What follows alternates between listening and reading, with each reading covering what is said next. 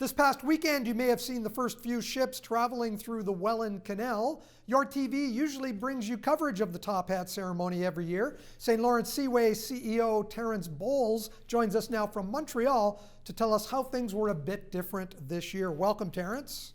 Good afternoon, Mike. Just like everything else, you had to go online virtually with this year's top hat ceremony.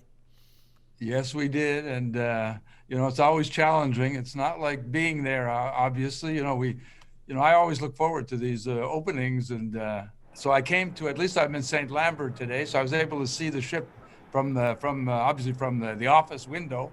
When we look at last year, I know when the pandemic hit, there was a lot of uncertainty about the Seaway and how the shipping season would end up. But I believe midway through the summer, things started to pick up.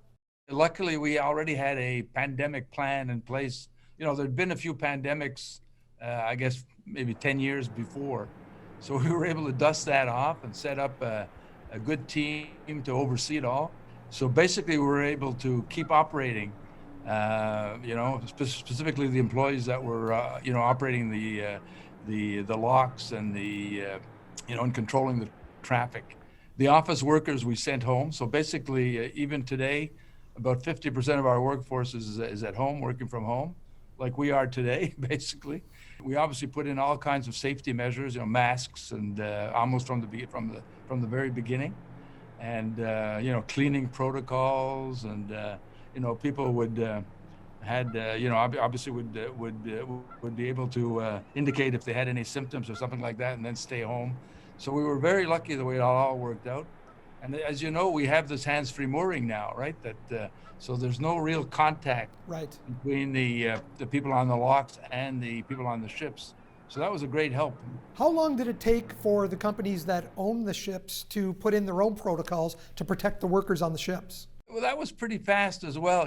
We all got together. I'm trying to remember the name of the group, but they set up a group with Transport Canada people, Coast Guard people, our people, and people from the various carriers, and they pretty quickly came up with protocols that pretty well the whole group followed.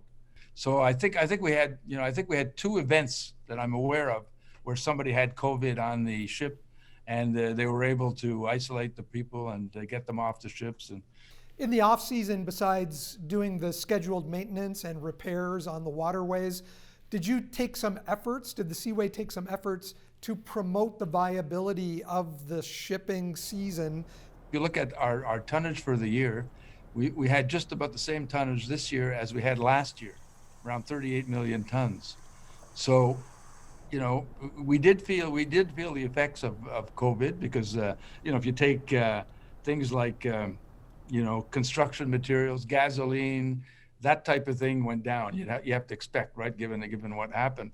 But on the other hand, we had a great grain season. So grain was like 25% better than it had been the year before.